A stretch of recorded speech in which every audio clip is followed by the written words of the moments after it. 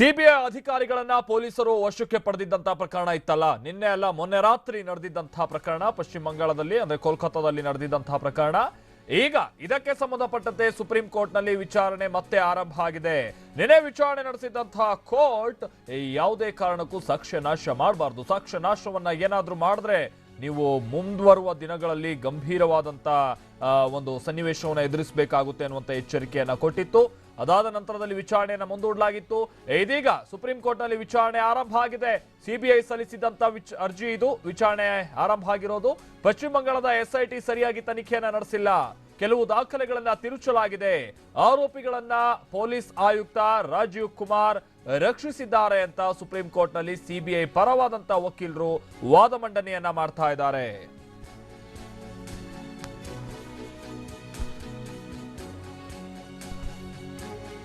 ಅಂದ್ರೆ ಹಿಂದೆ ರಾಜೀವ್ ಕುಮಾರ್ ಅವರು ಎಸ್ಐಟಿಗೆ ಸಂಬಂಧಪಟ್ಟಂತೆ ಮುಖ್ಯಸ್ಥರಾಗಿದ್ದಂತ ಸಂದರ್ಭದಲ್ಲಿ ಆಗ ಹಲವು ಸಾಕ್ಷಿಗಳನ್ನ ನಾಶ ಮಾಡಿದ್ದಾರೆ. ಆಮೇಲೆ ಪೊಲೀಸ್ ಆಯುಕ್ತ ಯಾಕೆ ಸಿಬಿಐ ಎದುರು ಹಾಜರಾಗಬಾರದು?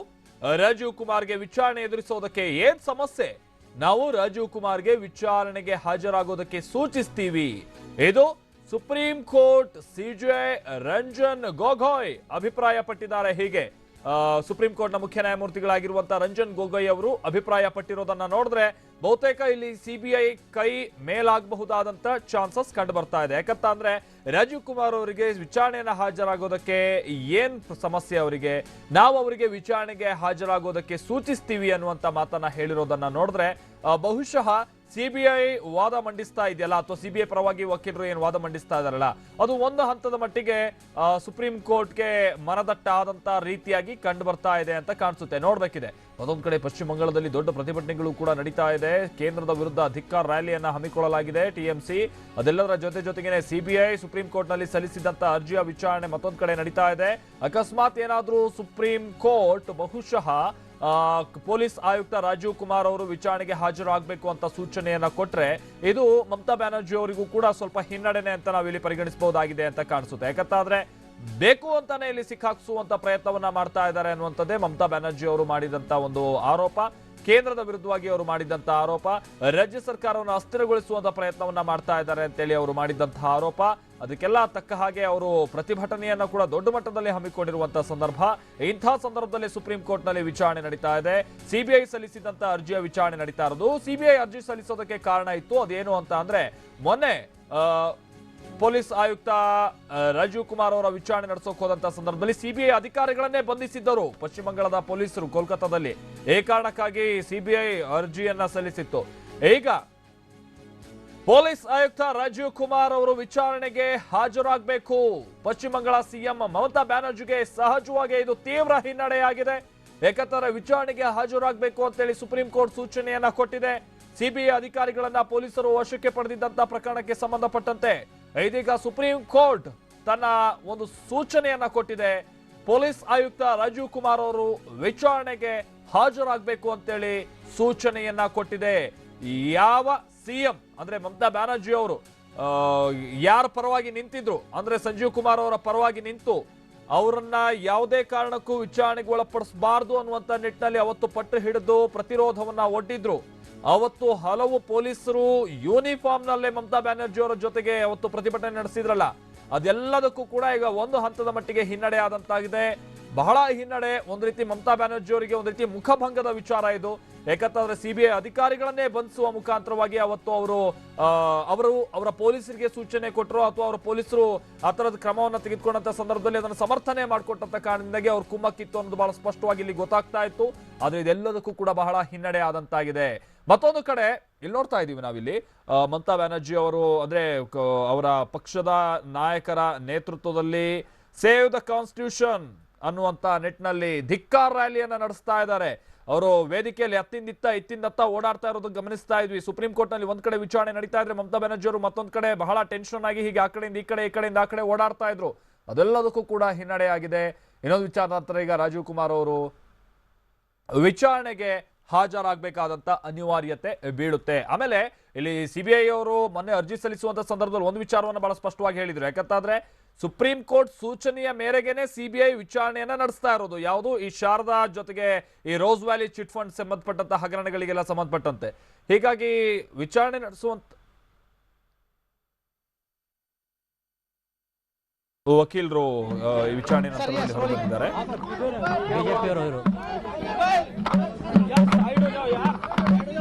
अरे एक मिनट, मुझे तो आईडी दो, छोड़ दो साइड दो प्लीज।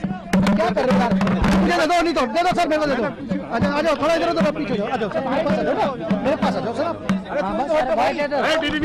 दीदी नीचे बैठ जाओ प्लीज, नीचे बैठो।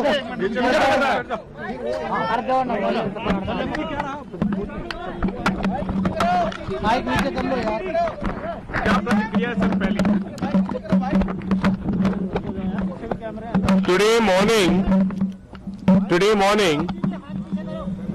morning this matter came up before the bench of the Honorable Chief Justice of India, Mr. Justice Ranjan Gogoi, and two other judges of the Honorable Supreme Court, Justice Bhushan and Justice Khanna. The learned Attorney General for India, Mr. Venugopal, addressed the court and brought before the court the seriousness of the situation with regard to the basic facts, what transpired over the on Sunday night, how the CBI officers and other people were prevented from doing their job, they were manhandled. These facts were placed. The Solicitor General for India, Mr. Tushar Mehta, also made additional points before the Honorable Court. From the other side, Dr. Abhishek Manu Singhvi appeared and contested these points. However, at the end of it, the Honorable Chief Justice of India's bench ordered that Mr. Rajiv Kumar would make himself available in light of the prayer of the application of the CBI to join that investigation, make available whatever is required and cooperate fully. At the same time, the Honorable Court pointed out that no coercive steps would be taken. The second matter which was highlighted by the learned Attorney General for India, Mr. Venugopal, was with relation to the question of contempt, because this is an order of the Honorable Supreme Court on which the CBI is looking at these mega scams. That matter also would be before the Honorable Court. Now, it has also been made clear by the Honorable Court in its order that the personal appearance after filing of replies of the concerned officers may be required, and that will be communicated by the Secretary General of the Honorable Supreme Court on the 19th, if such appearance is required on the 20th. Lalit ji Hindi में बता दीजिए। और सवाल आज सुबह पहले court में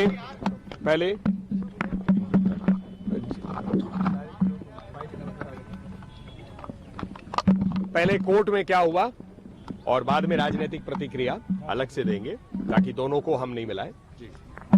आज सुबह आदरणीय chief justice of India justice Ranjan Gogoi साहब, जस्टिस गुप्ता, ಸೊ ಇದು ವಕೀಲರು ನಳಿನ್ ಕೊಹ್ಲಿ ಅವರು ಹೇಳಿದ ಹಾಗೆ ಸುಪ್ರೀಂ ಕೋರ್ಟ್ ಪೊಲೀಸ್ ಆಯುಕ್ತ ರಾಜೀವ್ ಕುಮಾರ್ ಅವರಿಗೆ ವಿಚಾರಣೆಗೆ ಹಾಜರಾಗೋದಕ್ಕೆ ಏನು ಸಮಸ್ಯೆ ಇದೆ ಅನ್ನುವಂಥದ್ದೆಲ್ಲವನ್ನು ಕೂಡ ಪರಿಗಣಿಸಿ ಆ ನಂತರದಲ್ಲಿ ಅವರಿಗೂ ವಿಚಾರಣೆಗೆ ಹಾಜರಾಗಬಹುದು ಅನ್ನುವಂಥದ್ದನ್ನು ಮನಗಂಡು ವಿಚಾರಣೆಗೆ ಹಾಜರಾಗಿ ಅನ್ನುವಂಥ ಸೂಚನೆಯನ್ನ ಕೊಟ್ಟಿದೆ. ಅವರು ವಿಚಾರಣೆಗೆ ಹಾಜರಾಗಬೇಕು ಅನ್ನುವಂಥ ನಿಟ್ಟಿನಲ್ಲಿ ಅವರು ಅದನ್ನ ಅವ್ರು ನೋಡ್ಕೊಳ್ಬೇಕು ಮುಂದಿನ ದಿನಗಳಲ್ಲಿ ಅನ್ನುವಂಥದ್ದನ್ನ ಕೂಡ ಸುಪ್ರೀಂ ಕೋರ್ಟ್ ಹೇಳಿದೆ. ರಾಜೀವ್ ಕುಮಾರ್ ಅವರಿಗೆ ಸೂಚನೆ ಕೊಟ್ಟಿದೆ, ನೀವು ವಿಚಾರಣೆಗೆ ಹಾಜರಾಗಬೇಕು ಅನ್ನುವಂಥದ್ದಕ್ಕೆ ಯಾವುದೇ ರೀತಿ ಮಿಸ್ ಮಾಡೋ ಹಾಗಿಲ್ಲ ಅನ್ನುವಂಥದ್ದನ್ನ ಸೂಚನೆ ಕೊಟ್ಟಿದೆ ಅನ್ನುವಂಥ ಹೇಳ್ತಾ ಇದ್ರು. ಇದು ಸಹಜವಾಗಿ ಮಮತಾ ಬ್ಯಾನರ್ಜಿ ಅವರು ಮೊನ್ನೆಯಿಂದನೂ ಹೇಗೆ ಪ್ರತಿಭಟನೆಯೆಲ್ಲ ನಡೆಸಿ ಕೇಂದ್ರ ಇದರಲ್ಲಿ ಮೂಗು ತೋರಿಸ್ತಾ ಇದೆ ಅನ್ನುವಂಥ ರೀತಿಯಲ್ಲಿ ಸಿಬಿಐಯನ್ನೇ ಅವರು ಕೂಡ ಹಾಕಿ ಏನೋ ಪ್ರತಿಭಟಿಸಿದ್ರು. ಇದಕ್ಕೆಲ್ಲದಕ್ಕೂ ಕೂಡ ಹಿನ್ನಡೆ ಆದಂತಾಗಿದೆ. ಚಂದ್ರಮೋಹನ್ ನಮ್ಮ ಪ್ರತಿನಿಧಿ ಇದಕ್ಕೆ ಸಂಬಂಧಪಟ್ಟಂತೆ ಮತ್ತಷ್ಟು ಡೀಟೇಲ್ಸ್ ಅನ್ನ ಕೊಡ್ತಾರೆ. ನಮ್ಮ ಜೊತೆಗೆ ನೇರ ಸಂಪರ್ಕದಲ್ಲಿ ಜಾಯ್ನ್ ಆಗ್ತಾ ಇದ್ದಾರೆ. ಚಂದ್ರಮೋಹನ್, ಮೊದಲ ಹಂತದಲ್ಲಿ ಬಹುಶಃ ಇಲ್ಲಿ ಮಮತಾ ಬ್ಯಾನರ್ಜಿ ಅವರಿಗೆ ಬಹಳ ದೊಡ್ಡ ಹಿನ್ನಡೆ ಆದಂತೆ ಬಹಳ ಸ್ಪಷ್ಟವಾಗಿ ಗೊತ್ತಾಗ್ತಾ ಇದೆಯಲ್ವಾ ಚಂದ್ರಮೋಹನ್? ಇದು ನಂತರದ ಹಂತದಲ್ಲಿ ಏನೆಲ್ಲ ಬೆಳವಣಿಗೆಗಳನ್ನ ಕಾಣಬಹುದು ಅಂತ? ಯಾಕಂತಂದ್ರೆ ಮೊನ್ನೆನೇ ಒಂದು ಗಮನಕ್ಕೆ ಬರ್ತಾ ಇದ್ದಂತ ವಿಚಾರ ಅಂತ ಅಂದ್ರೆ ಸಿಬಿಐ ರಾಜೀವ್ ಕುಮಾರ್ ಅವರನ್ನ ಬಂಧಿಸಬಹುದು ಅನ್ನುವಂತ ಚಾನ್ಸಸ್ ಕೂಡ ಇತ್ತು ಮೊನ್ನೆ, ಆದ್ರೆ ವಿಚಾರಣೆಗೆ ಅವರನ್ನ ತೆಗೆದುಕೊಳ್ಳೋದಕ್ಕೆ ಸಾಧ್ಯ ಆಗಿರ್ಲಿಲ್ಲ. ಈಗ ಏನೇನ್ ಆಗಬಹುದು ಅಂತ ಹೇಳಿ ಚಂದ್ರಮೋಹನ್ ಇದರಿಂದ?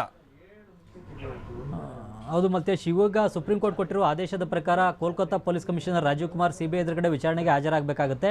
ಆದರೆ ವಿಚಾರಣೆ ಬಳಿಕ ರಾಜೀವ್ ಕುಮಾರ್ನ ಬಂಧಿಸದಂತೆ ಸುಪ್ರೀಂ ಕೋರ್ಟ್ ಈಗ ಸಿಬಿಐಗೆ ನಿರ್ದೇಶನ ಕೊಟ್ಟಿದೆ. ಹೀಗಾಗಿ ರಾಜೀವ್ ಕುಮಾರ್ ಅವರನ್ನ ಬಂಧಿಸಲಿಕ್ಕೆ ಸಾಧ್ಯವಾಗೋದಿಲ್ಲ. ಏನಿದ್ರು ಕೂಡ ಅವರನ್ನ ಸಾಕ್ಷಿಯನ್ನಾಗಿ ಪರಿಗಣಿಸಿ ವಿಚಾರಣೆಯನ್ನು ಸಿಬಿಐ ನಡೆಸಬಹುದು. ಮುಖ್ಯವಾಗಿ ಈ ಹಿಂದೆ ರಾಜೀವ್ ಕುಮಾರ್ ಅವರು ಈ ಶಾರದಾ ಚಿಟ್ ಫಂಡ್ ಹಗರಣದ ಬಗ್ಗೆ SITಯ ಮುಖ್ಯಸ್ಥರಾಗಿ ತನಿಖೆಯನ್ನು ನಡೆಸಿದ್ರು. ಆಗ ಸಾಕ್ಷ್ಯಗಳನ್ನು ಕೂಡ ಸಂಗ್ರಹಿಸಿದ್ರು. ಆದರೆ ಕೆಲವೊಂದು ಸಾಕ್ಷ್ಯಗಳನ್ನು ಸಾಕ್ಷ್ಯಗಳ ಪಟ್ಟಿಯಲ್ಲಿ ನಮೂದು ಮಾಡಿರಲಿಲ್ಲ ಮತ್ತು ಆ ಸಾಕ್ಷ್ಯಗಳನ್ನು ಕೂಡ 2014ರಲ್ಲಿ ಈ ಪ್ರಕರಣದ ತನಿಖೆಯನ್ನು ವಹಿಸಿಕೊಂಡಂಥ ಸಿಬಿಐಗೂ ಕೂಡ ನೀಡಿರಲಿಲ್ಲ. ಮುಖ್ಯವಾಗಿ ಕಾಲ್ ಡೀಟೇಲ್ಸ್ ರೆಕಾರ್ಡನ್ನು ಕೊಟ್ಟಿರಲಿಲ್ಲ, ಕೆಲವೊಂದು ಡೈರಿಗಳನ್ನು ಕೊಟ್ಟಿರಲಿಲ್ಲ.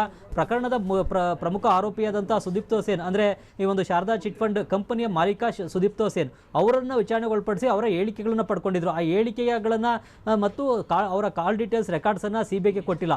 ಈ ಕಾಲ್ ಡೀಟೇಲ್ಸ್ ರೆಕಾರ್ಡನ್ನೇ ರಾಜೀವ್ ಕುಮಾರ್ ನಾಶಪಡಿಸಿದ್ದಾರೆ ಅಂತೇಳಿ ಈಗ ಸಿಬಿಐ ಆರೋಪವನ್ನು ಮಾಡ್ತಾ ಇದೆ. ಸುಪ್ರೀಂ ಕೋರ್ಟಲ್ಲೂ ಕೂಡ ಇದೇ ವಾದ ಮಂಡನೆಯನ್ನು ಮಾಡಿದೆ. ಹೀಗಾಗಿ ಈಗ ರಾಜೀವ್ ಕುಮಾರ್ ಅವರನ್ನೇ ವಿಚಾರಣೆಗೆ ಒಳಪಡಿಸಲಿಕ್ಕೆ ಸಿಬಿಐ ನಿರ್ಧಾರವನ್ನು ತೆಗೆದುಕೊಂಡಿತ್ತು. ಆದರೆ 2 ವರ್ಷದಿಂದ ಕೂಡ ನೋಟಿಸ್ ಕೊಟ್ಟರು ಕೂಡ ಸಿಬಿಐ ವಿಚಾರಣೆಗೆ ರಾಜೀವ್ ಕುಮಾರ್ ಹಾಜಾಗಿರಲಿಲ್ಲ. ಹೀಗಾಗಿ ಈಗ ಸುಪ್ರೀಂ ಕೋರ್ಟ್ ಮೆಟ್ಟಿಲತ್ತಿತ್ತು.